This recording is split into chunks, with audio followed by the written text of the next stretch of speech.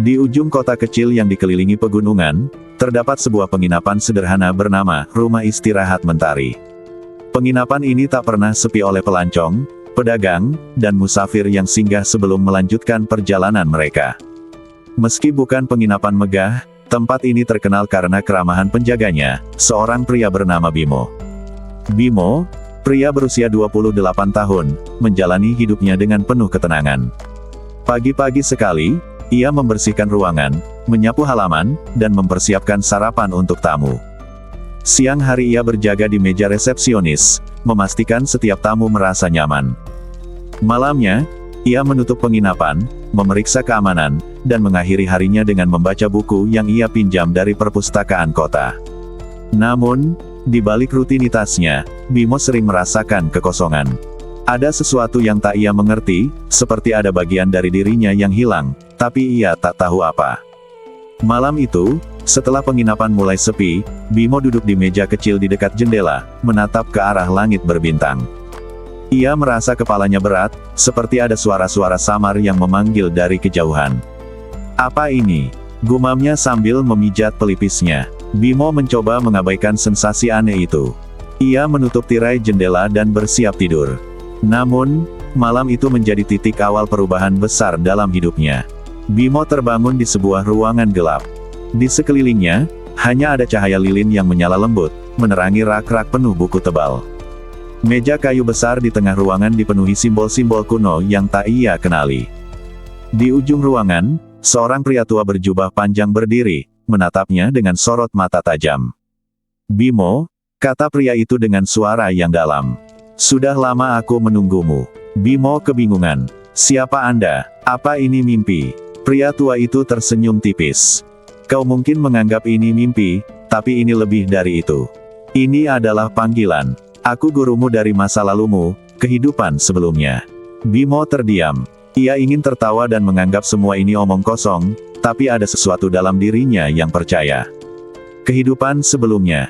Bimo bertanya ragu. Pria tua itu mengangguk. "Kau adalah seorang ahli deduksi, seorang peramal kerajaan. Kau menggunakan pikiran tajam dan intuisi luar biasa untuk membantu banyak orang.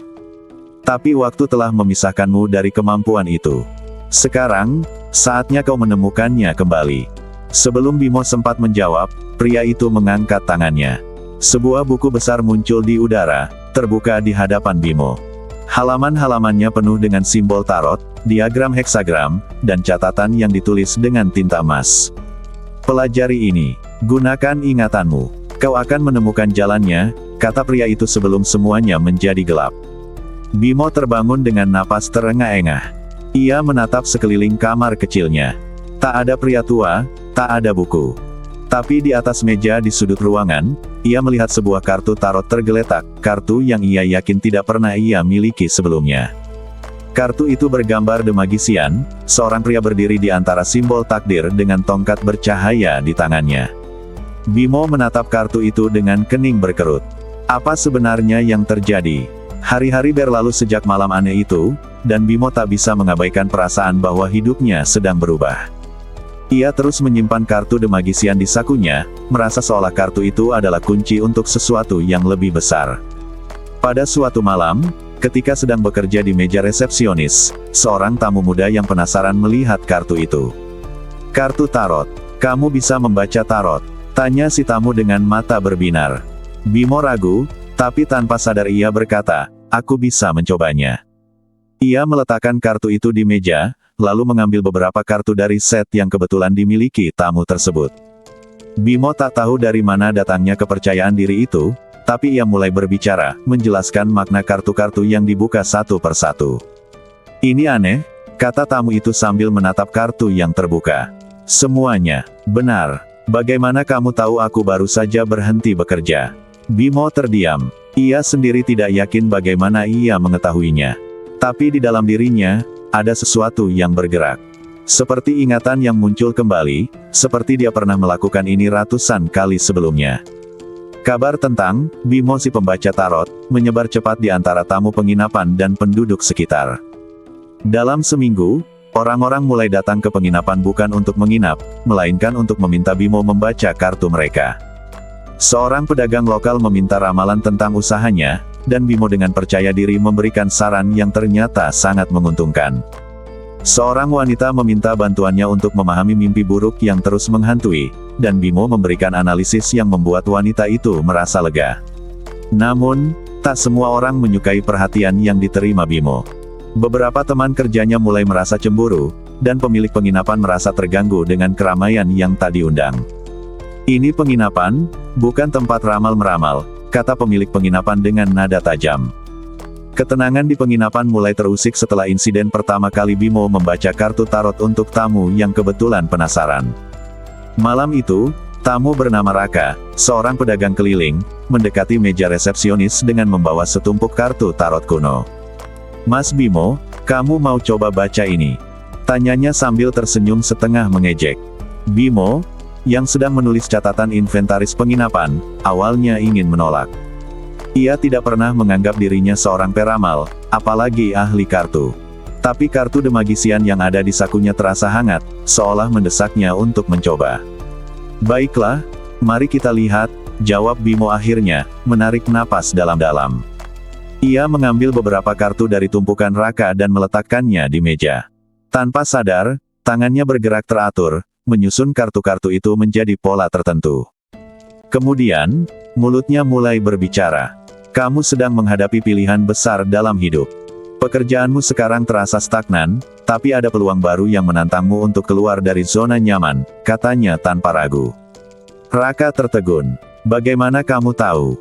Aku memang baru saja berpikir untuk meninggalkan pekerjaanku sekarang dan mencoba usaha baru." Bimo hanya terdiam. Ia juga tidak tahu dari mana semua informasi itu muncul.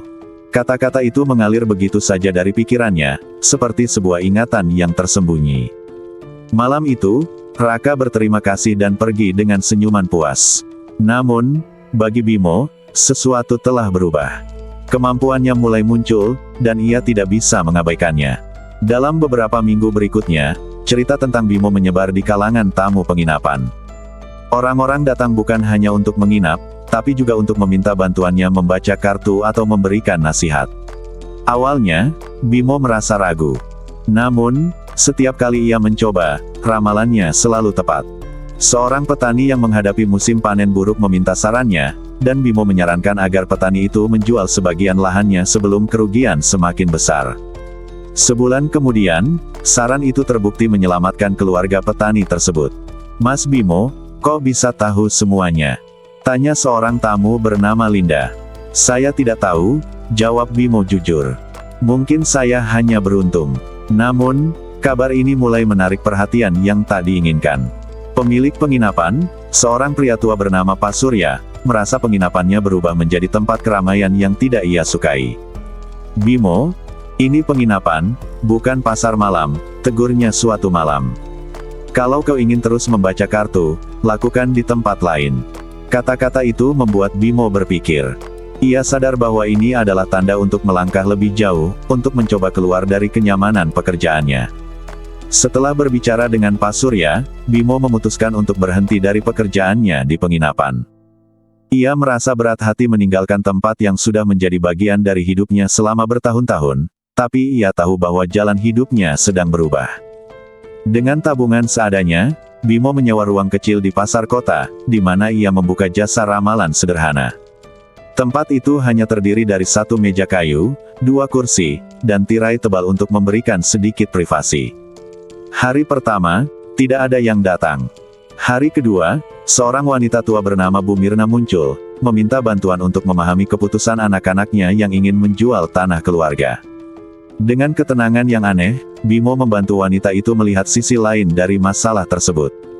Dalam beberapa hari, pelanggan mulai berdatangan. Setiap ramalan, setiap nasihat yang ia berikan terasa seperti panggilan alami yang membimbingnya. Popularitasnya pun mulai tumbuh. Di minggu kedua usahanya, seorang pria berpakaian rapi datang ke tempat Bimo. Ia memperkenalkan dirinya sebagai Pak Rendra, seorang pedagang kaya yang memiliki banyak jaringan di kota itu. "Saya mendengar tentang Anda dari beberapa kenalan. Katanya Anda bisa membantu dengan deduksi atau ramalan," tanya Pak Rendra dengan nada skeptis. Bimo mengangguk. "Saya bisa mencoba. Silakan duduk." Parendra menceritakan sebuah masalah yang rumit, salah satu karyawannya mencuri uang perusahaan, tapi ia tidak tahu siapa pelakunya. Dengan hati-hati, Bimo meminta beberapa detail, lalu menggunakan kartu tarot untuk memperjelas pikirannya. Kamu seharusnya mencari orang yang baru saja meminjam uang dalam jumlah besar untuk keluarganya, kata Bimo. Dia bukan orang jahat, hanya terdesak oleh keadaan. Parendra terkejut. Bagaimana Anda tahu? Memang ada satu karyawan seperti itu. Seminggu kemudian, Parendra kembali dengan berita bahwa deduksi Bimo benar. Pelaku telah ditemukan, dan masalahnya diselesaikan dengan damai. Sebagai balasannya, Parendra menjadi salah satu pelanggan setia Bimo dan mulai memperkenalkan jasanya kepada kalangan atas. Popularitas Bimo semakin melejit. Dalam waktu kurang dari 3 bulan sejak ia membuka tempat konsultasi di pasar, kabar tentang keahliannya mencapai kalangan pejabat. Salah satu pelanggan barunya adalah Tuan Wiryo, seorang tokoh berpengaruh di kota yang memiliki hubungan dengan banyak pejabat tinggi. Tuan Wiryo datang dengan masalah rumit, ia curiga bahwa salah satu koleganya di pemerintahan sedang merencanakan sabotase proyek besar yang melibatkan dana publik. Namun, ia tidak memiliki bukti atau petunjuk siapa pelakunya. Aku butuh seseorang yang bisa melihat lebih dari sekadar fakta. Seseorang seperti kau, kata Tuan Wiryo sambil menatap tajam ke arah Bimo. Bimo, yang sempat ragu karena merasa masalah ini terlalu besar untuknya, akhirnya setuju untuk mencoba. Dengan menggunakan kombinasi deduksi, tarot, dan percakapan mendalam, ia berhasil mengidentifikasi pola-pola kecil dalam cerita Tuan Wiryo. Kolega Anda yang sering menghindari pertemuan penting adalah orang yang harus Anda waspadai, kata Bimo. Dia tidak ingin terlibat langsung karena takut jejaknya terlihat. Dalam beberapa minggu, dugaan Bimo terbukti benar. Tuan Wiryo, yang berhasil mencegah sabotase itu, menjadi pendukung setia Bimo. Sebagai balasannya, ia mulai memperkenalkan Bimo kepada kalangan pejabat dan bangsawan lainnya. Salah satu undangan paling mengejutkan datang dari seorang bangsawan bernama Raden Arya, seorang pria terpandang yang tinggal di ibu kota. Ia mendengar tentang Bimo melalui Tuan Wiryo dan tertarik menggunakan jasanya untuk menyelesaikan konflik dalam keluarganya. Raden Arya mengundang Bimo ke rumahnya yang megah. Di sana, Bimo menghadapi lingkungan yang sangat berbeda dari yang pernah ia kenal. Para bangsawan berbicara dengan bahasa penuh formalitas, sementara pelayan dan pengawal mengawasi setiap gerak-geriknya. Ada perpecahan di keluarga kami, kata Raden Arya. Aku ingin tahu siapa di antara anggota keluargaku yang diam-diam mengkhianati kepercayaan kami. Bimo menghabiskan 2 hari di rumah itu, mengamati, berbicara dengan anggota keluarga, dan membaca kartu tarot untuk menganalisis situasi. Ia akhirnya menemukan bahwa salah satu kerabat dekat Raden Arya sedang bekerja sama dengan lawan politiknya untuk merebut kekuasaan keluarga. Penemuan itu membuat Raden Arya terkesan. Sebagai tanda terima kasih, ia memberikan rekomendasi resmi yang membuka jalan bagi Bimo untuk masuk lebih dalam ke lingkaran bangsawan di ibu kota.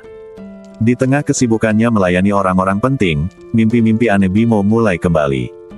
Dalam salah satu mimpinya, ia melihat dirinya berdiri di aula besar yang dipenuhi lilin dan karpet merah. Seorang raja duduk di atas tahta, sementara Bimo muda berdiri di sampingnya, memberikan nasihat.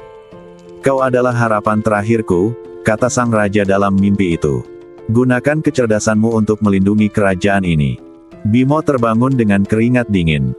Ia mulai merasa bahwa hidupnya sekarang memiliki hubungan yang kuat dengan kehidupan sebelumnya. Mimpi itu membuatnya semakin yakin bahwa kemampuan yang ia miliki adalah warisan dari kehidupan masa lalunya sebagai peramal kerajaan.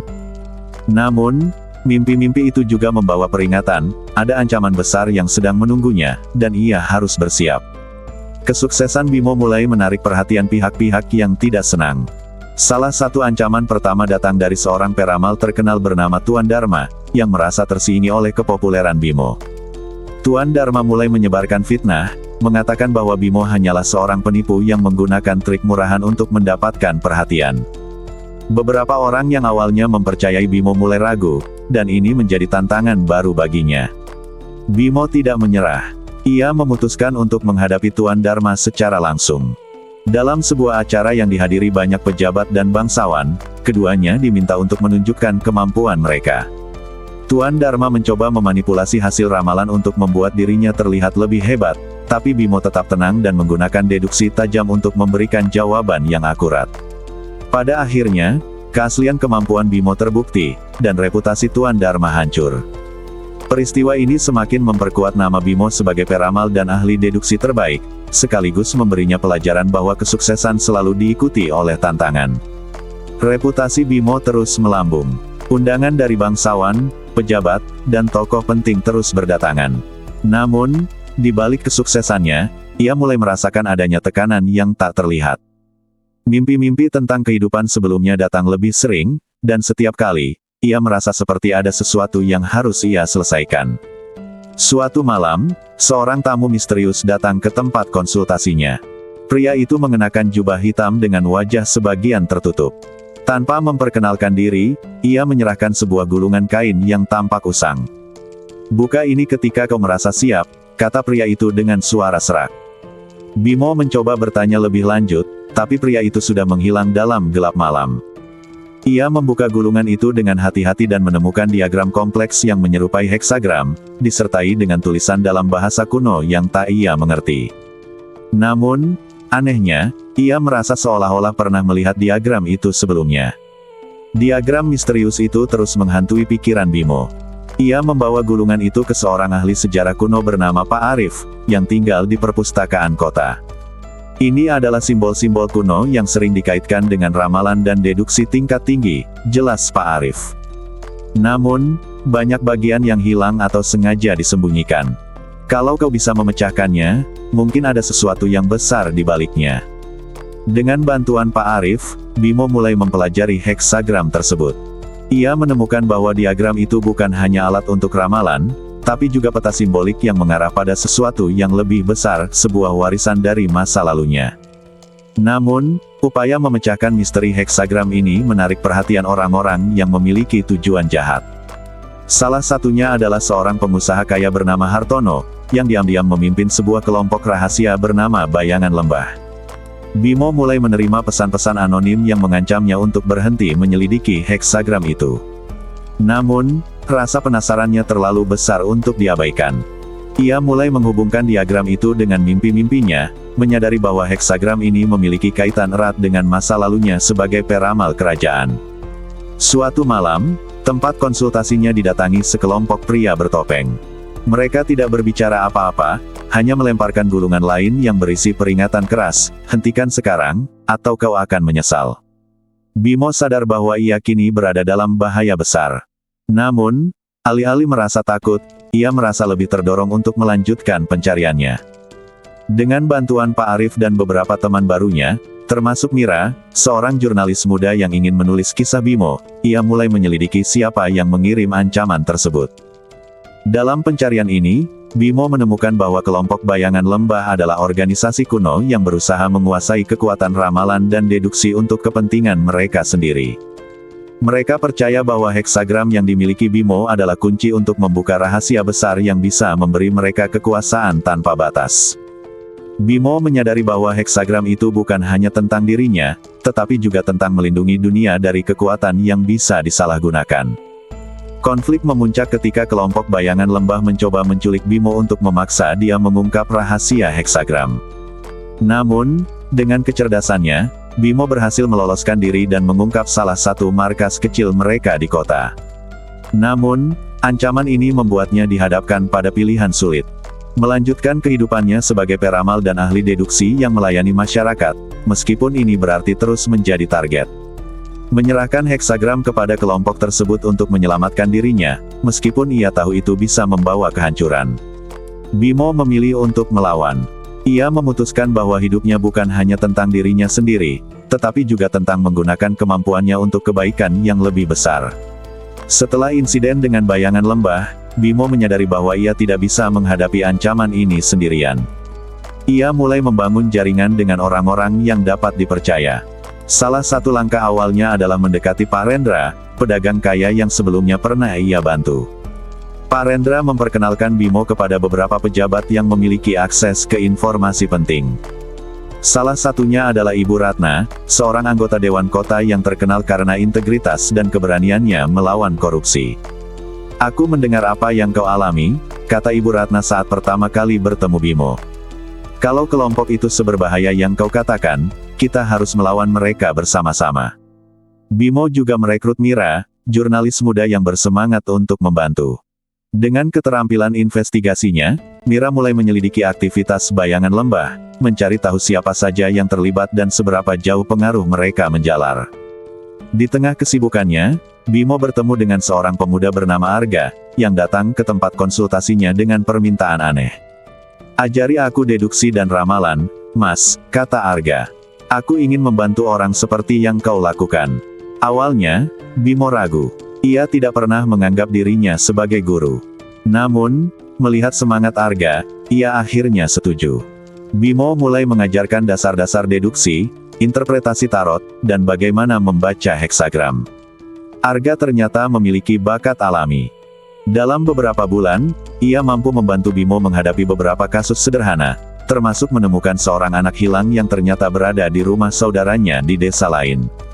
Namun, kehadiran Arga juga membawa risiko. Kelompok bayangan lembah mulai mengincar murid-murid Bimo untuk mendapatkan informasi tentang heksagram. Suatu malam, saat Bimo sedang merenungkan diagram heksagram, Pak Arif datang membawa kabar mengejutkan. Ia menemukan manuskrip kuno di perpustakaan yang menyebutkan bahwa heksagram itu sebenarnya terbagi menjadi beberapa bagian.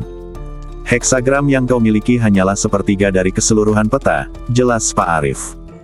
"Kalau kita bisa menemukan bagian lainnya, kita mungkin bisa mengungkap rahasia sepenuhnya."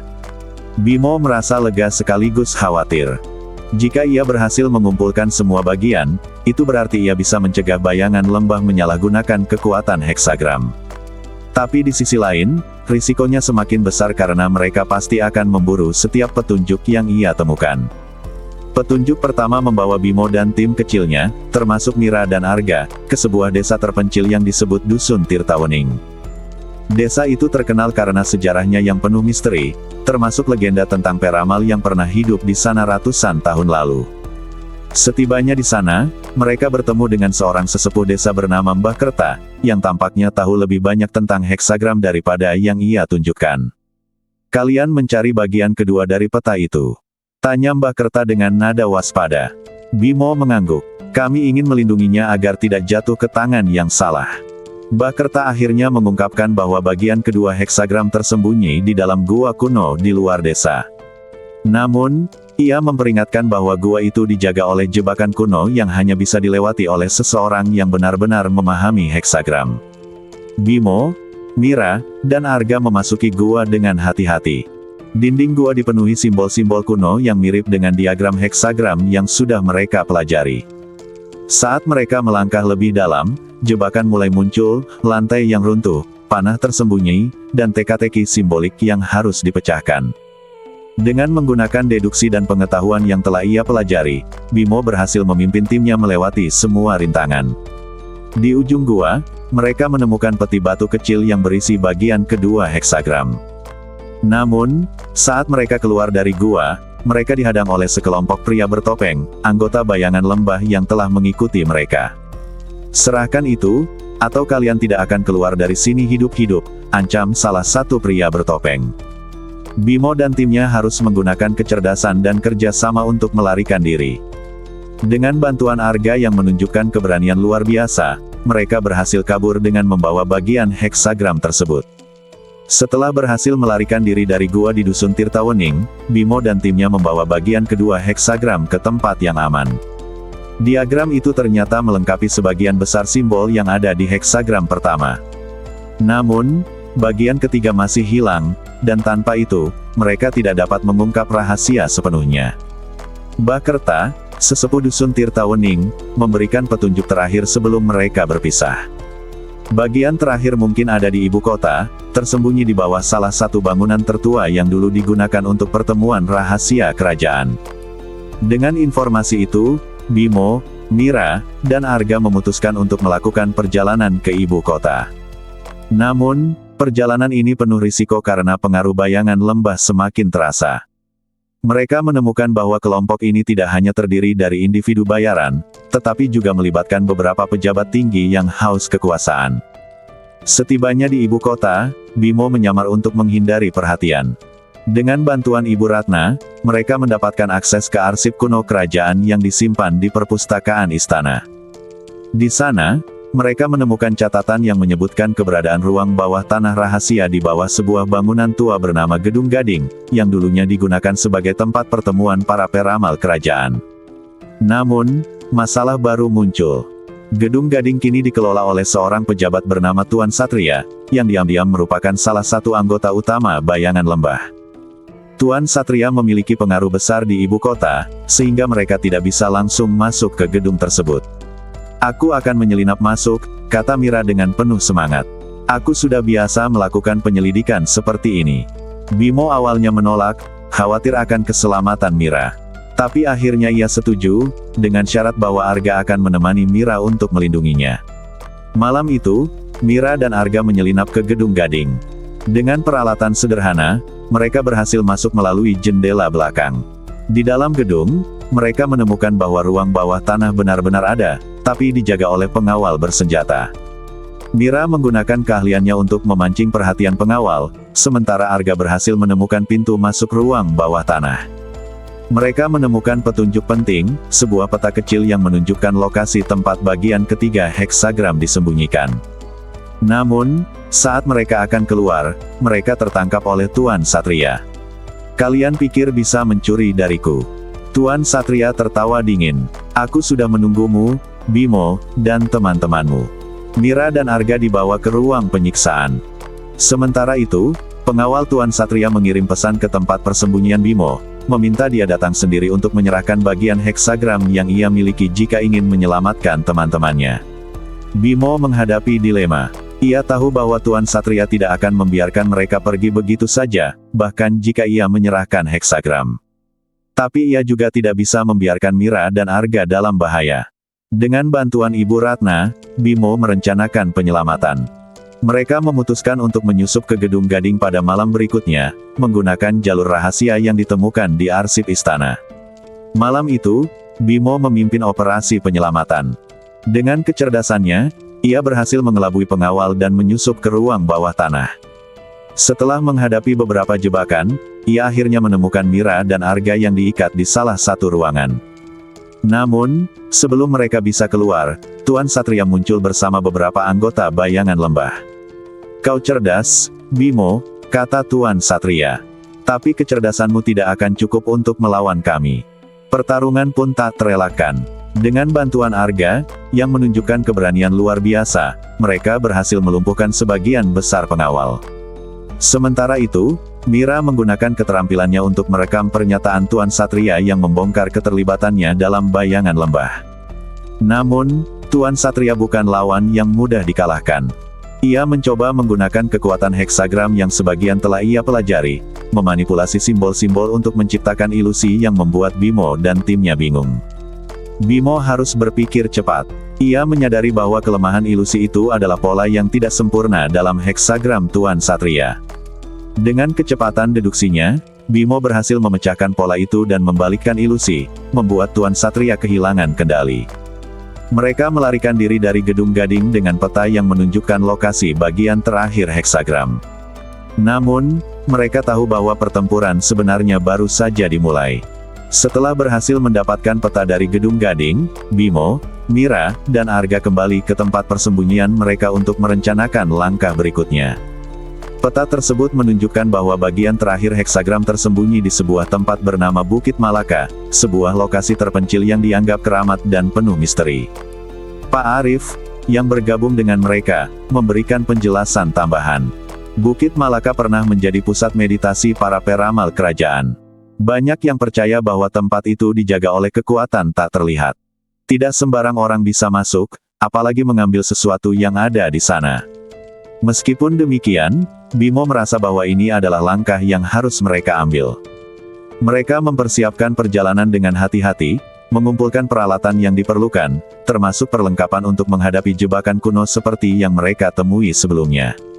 Namun, Bimo tidak menyadari bahwa salah satu anggota timnya, Pak Rendra, ternyata diam-diam bekerja untuk Bayangan Lembah. Dalam perjalanan menuju Bukit Malaka, Bimo mulai merasakan sesuatu yang ganjil. Beberapa kali mereka hampir terjebak dalam situasi berbahaya, seperti salah memilih jalur yang membuat mereka terjebak di tepi jurang. Awalnya, ia mengira ini hanyalah kesalahan biasa. Namun, setelah kejadian berulang, ia mulai curiga. Malam itu, saat mereka berkemah di tengah hutan, Bimo mendengar percakapan samar-samar antara Parendra dan seseorang melalui radio kecil yang disembunyikan di tasnya. Ya, mereka menuju ke arah yang benar. Aku akan memastikan mereka tidak sampai ke Bukit Malaka sebelum kalian tiba, bisik Parendra. Bimo terkejut, tapi ia memilih untuk tidak langsung bertindak. Ia memutuskan untuk menguji kesetiaan Parendra keesokan harinya. Ketika mereka mendekati Bukit Malaka, medan menjadi semakin sulit. Jalur setapak dipenuhi akar-akar pohon yang licin, dan kabut tebal mulai menyelimuti sekeliling mereka. Disinilah Bimo memutuskan untuk menguji Parendra. Aku merasa kita harus mengambil jalur ini, kata Bimo, menunjuk ke arah yang berbeda dari peta. Parendra tampak gugup. Tapi, bukankah peta menunjukkan jalur lain? Bimo pura-pura ragu sejenak sebelum berkata, mungkin kau benar. Tapi, bagaimana kalau kita mencoba jalur ini dulu? Parendra tampak gelisah, namun ia tidak bisa menolak. Saat mereka berjalan, Bimo memperhatikan bahwa Parendra secara diam-diam meninggalkan tanda-tanda di pohon, kemungkinan besar untuk membantu kelompok bayangan lembah menemukan mereka. Setelah cukup bukti, Bimo mengonfrontasi Parendra di depan Mira dan Arga. Parendra, selama ini kau bekerja untuk mereka, bukan? Parendra tidak bisa menyangkal. Dengan wajah penuh rasa bersalah, ia mengakui bahwa ia dipaksa bekerja untuk bayangan lembah karena keluarganya disandera. Aku tidak punya pilihan, katanya. Mereka akan membunuh istri dan anakku jika aku tidak membantu mereka. Meskipun marah, Bimo tidak ingin membahayakan keluarga Parendra.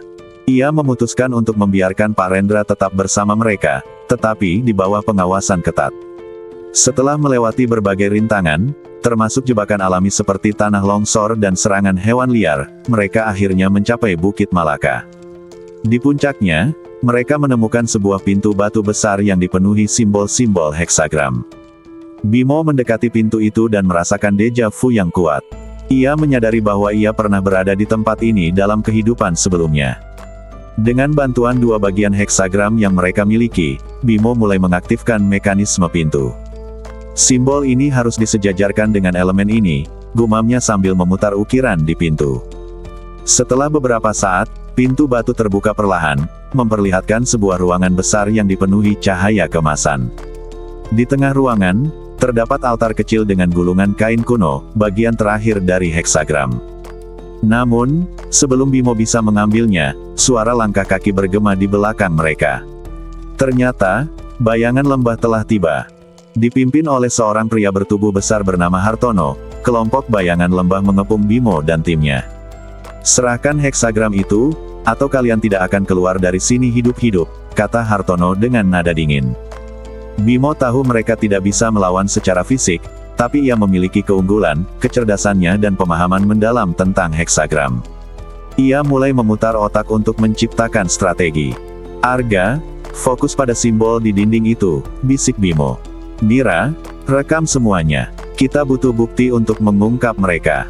Dengan memanfaatkan jebakan di ruangan tersebut, Bimo berhasil memecah konsentrasi kelompok bayangan lembah. Salah satu jebakan aktif, menyebabkan lantai runtuh dan memisahkan sebagian dari mereka. Namun, Hartono bukan lawan yang mudah dikalahkan. Ia mengejar Bimo hingga ke altar, mencoba merebut gulungan terakhir. Dalam pertarungan sengit, Bimo berhasil menggunakan deduksinya untuk menjebak Hartono di bawah mekanisme pintu batu.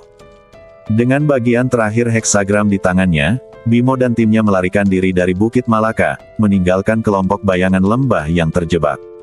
Setelah berhasil membawa bagian terakhir heksagram dari Bukit Malaka, Bimo dan timnya kembali ke tempat persembunyian di pinggiran ibu kota.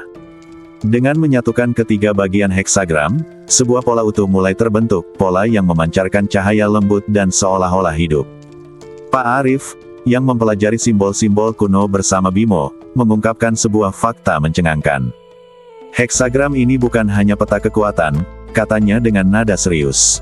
Ini adalah kunci untuk membuka gerbang kebenaran, sebuah tempat legendaris yang diyakini menyimpan rahasia terbesar dunia. Bimo merasakan keterkaitan yang kuat dengan heksagram tersebut. Ingatannya dari kehidupan sebelumnya mulai muncul, satu persatu.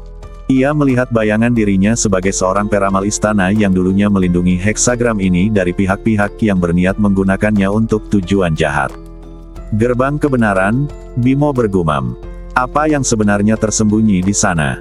Pak Arif melanjutkan, konon, di dalam gerbang itu, terdapat kekuatan yang bisa mengubah keseimbangan dunia. Kekuatan itu bisa digunakan untuk kebaikan, tapi juga bisa menghancurkan segalanya jika jatuh ke tangan yang salah. Mira, yang selama ini mengikuti perjalanan dengan penuh semangat, mulai merasa cemas. Jika kita membuka gerbang itu, apakah kita tidak mengambil risiko besar? Bagaimana kalau bayangan lembah merebutnya dari kita? Bimo mengangguk pelan. Ia tahu bahwa keputusan ini bukan hal yang bisa dianggap enteng. Tapi sebelum mereka bisa memutuskan langkah berikutnya, berita buruk datang, bayangan lembah telah mengetahui lokasi mereka. Malam itu, tempat persembunyian mereka diserang oleh kelompok bayangan lembah, dipimpin oleh Hartono yang selamat dari jebakan di Bukit Malaka. Dengan pasukan yang lebih besar dan senjata yang lebih canggih, mereka mengepung rumah kecil tempat Bimo dan timnya berada. Kami tahu kalian memiliki heksagram itu, seru Hartono dari luar. Serahkan sekarang, atau kami tidak akan meninggalkan tempat ini dalam keadaan utuh. Bimo, Mira, Arga, dan Pak Arif mempersiapkan diri untuk bertahan. Mereka menggunakan segala sesuatu yang ada di dalam rumah untuk melawan, termasuk jebakan sederhana yang dipasang di pintu dan jendela. Namun, jumlah lawan terlalu banyak. Mira hampir tertangkap, tetapi Arga dengan berani mengorbankan dirinya untuk menyelamatkannya. Ia tertangkap oleh Hartono, yang kemudian menggunakan Arga sebagai alat untuk memaksa Bimo menyerahkan heksagram. Kalau kau peduli pada muridmu ini, keluar sekarang juga, ancam Hartono. Bimo merasa terpojok, tetapi ia tidak ingin menyerahkan heksagram kepada kelompok itu. Dengan deduksinya, ia menemukan cara untuk mengulur waktu sambil mencari celah untuk melawan. Ia menyadari bahwa Hartono tidak tahu cara mengaktifkan heksagram sepenuhnya. Aku akan keluar, kata Bimo akhirnya, membuat Mira dan Pak Arif terkejut. Tapi aku punya syarat. Bimo keluar dengan membawa heksagram di tangannya, tapi ia menyembunyikan bagian inti simbol di balik jaketnya. Saat ia mendekati Hartono, ia dengan sengaja membuat percakapan untuk mengalihkan perhatian musuh. Kenapa kau menginginkan heksagram ini? Tanya Bimo sambil mencoba mendekati Arga yang diikat. Kau bahkan tidak tahu cara menggunakannya. Hartono tersenyum sinis. Aku tidak perlu tahu. Bosku akan mengurus itu. Saat perhatian Hartono teralihkan, Mira dan Pak Arif memanfaatkan momen tersebut untuk menyerang dari belakang. Dengan peralatan seadanya, mereka berhasil melumpuhkan beberapa anak buah Hartono. Bimo menggunakan kesempatan itu untuk membebaskan Arga, lalu membawa timnya melarikan diri ke arah hutan terdekat. Meskipun mereka berhasil lolos, mereka tahu bahwa waktu mereka semakin sempit. Bayangan lembah tidak akan berhenti sampai mereka mendapatkan heksagram. Dengan bantuan simbol-simbol di heksagram, Bimo berhasil memecahkan teka-teki lokasi gerbang kebenaran. Tempat itu ternyata tersembunyi di pegunungan jauh di utara, sebuah wilayah terpencil yang sulit dijangkau. Perjalanan menuju gerbang kebenaran penuh dengan rintangan. Mereka harus melewati medan berat, menghadapi cuaca ekstrim, dan menghindari kejaran bayangan lembah yang terus membuntuti mereka. Di tengah perjalanan, ingatan Bimo tentang kehidupan sebelumnya semakin jelas. Ia melihat dirinya berdiri di depan gerbang kebenaran, memutuskan untuk menyegel tempat itu agar tidak digunakan oleh siapapun. Gerbang itu adalah ujian terakhir, kata Bimo kepada timnya.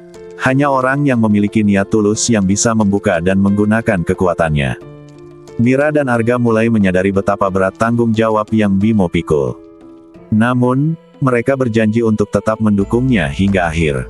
Mereka akhirnya tiba di lokasi gerbang kebenaran, sebuah struktur kuno yang tersembunyi di balik air terjun besar.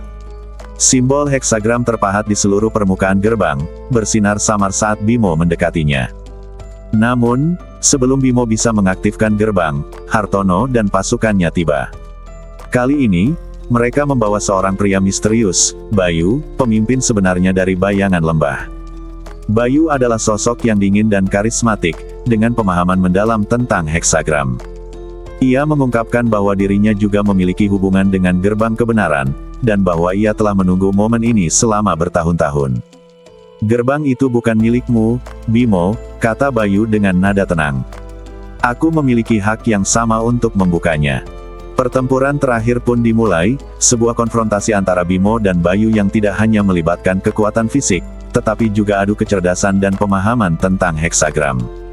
Bayu berdiri dengan tenang di depan gerbang kebenaran, auranya memancarkan kepercayaan diri yang membuat Bimo merasakan tekanan besar. Di tangan Bayu terdapat salinan simbol heksagram yang tampaknya telah ia persiapkan sejak lama. Bimo, ujar Bayu, aku tahu siapa kau sebenarnya. Kau adalah penjaga terakhir dari heksagram ini di kehidupanmu sebelumnya. Tapi kau gagal melindunginya. Kau memilih menyegelnya, dan karena itu kekuatan ini terputus dari dunia. Aku di sini untuk menyelesaikan apa yang kau tinggalkan. Bimo menyadari bahwa Bayu tidak hanya seorang pemimpin jahat, tetapi juga seseorang yang memiliki hubungan erat dengan sejarah heksagram. Bayu adalah peramal lain dari masa lalu, seorang yang dulunya bekerja bersama Bimo tetapi kemudian berbalik arah demi ambisi pribadi. Bayu, kekuatan ini bukan milik kita, kata Bimo tegas. Heksagram ini hanya akan membawa kehancuran jika digunakan untuk kepentingan pribadi. Bayu tertawa kecil. Kehancuran atau penciptaan, itu tergantung pada penggunanya. Kau tidak pernah melihat potensi sebenarnya dari heksagram ini. Kau terlalu takut. Bayu mulai mengaktifkan simbol-simbol di gerbang kebenaran. Pola heksagram di gerbang itu mulai bersinar terang, dan suara gemuruh terdengar dari balik air terjun. Mira dan Arga mencoba menghentikan Bayu, tetapi ia menggunakan ilusi yang diciptakan oleh heksagram untuk membingungkan mereka. Bimo, gerbang ini hanya bisa dibuka oleh satu orang yang memiliki niat paling kuat, ujar Bayu. Kita lihat siapa yang pantas. Bimo melangkah maju, menantang Bayu. Dalam hatinya, ia tahu bahwa heksagram ini tidak boleh jatuh ke tangan yang salah. Namun, ia juga memahami bahwa untuk mengalahkan Bayu, ia harus menghadapi ujian terbesar dari dirinya sendiri. Tiba-tiba, gerbang itu memancarkan cahaya yang begitu terang sehingga semua orang harus menutup mata. Ketika Bimo membuka matanya, ia berada di tempat lain, sebuah ruang kosong yang dipenuhi simbol-simbol heksagram yang mengapung di udara. Bimo, terdengar suara dalam kepalanya. Apakah kau siap menghadapi kebenaran tentang dirimu sendiri? Dalam ruang itu, Bimo melihat kilasan kehidupannya yang lalu. Ia menyaksikan dirinya sebagai seorang peramal istana yang dihormati, namun hidup dalam tekanan besar karena tanggung jawab melindungi heksagram. Ia juga melihat Bayu, yang dulunya adalah sahabatnya sekaligus rekan peramal yang sangat berbakat. Namun, ketika Bayu mencoba menggunakan heksagram untuk memperkuat posisinya di kerajaan, Bimo memutuskan untuk menyegel kekuatan itu agar tidak disalahgunakan. Pengkhianatan Bayu menjadi awal dari kehancuran persahabatan mereka, dan akhirnya, Bimo kehilangan nyawanya dalam upaya melindungi heksagram. Heksagram ini adalah ujian, suara itu kembali berbicara.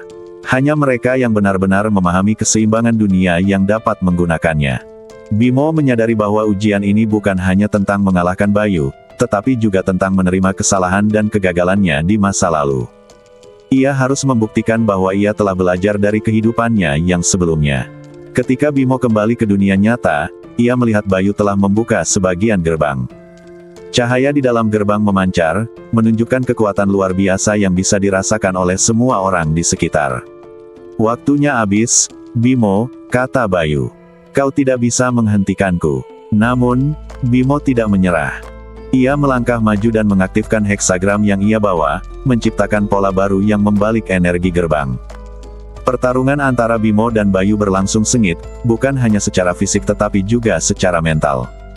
Keduanya mencoba mengendalikan heksagram, menciptakan ilusi dan serangan berbasis energi. Mira dan Arga, meskipun tidak memiliki kekuatan heksagram, tetap membantu dengan cara mereka sendiri. Mira menggunakan kecerdasannya untuk mengganggu mekanisme Bayu, sementara Arga melindungi Bimo dari serangan para pengikut Bayu. Pada akhirnya, Bimo berhasil memecahkan pola terakhir yang membuat heksagram sepenuhnya patuh padanya. Dengan kekuatan itu, ia menutup gerbang dan menyegel energi di dalamnya untuk selamanya. Dengan gerbang yang tertutup, dunia kembali tenang. Bayu dan pengikutnya tertangkap oleh pihak berwenang setelah bukti kejahatan mereka terungkap. Bimo, Mira, dan Arga kembali ke penginapan mereka dengan hati yang lebih tenang. Namun, Bimo tahu bahwa hidupnya tidak akan pernah sama lagi. Heksagram telah memberinya pelajaran penting tentang tanggung jawab, pengorbanan, dan keseimbangan. "Bimo," kata Mira suatu hari, "apa yang akan kau lakukan sekarang?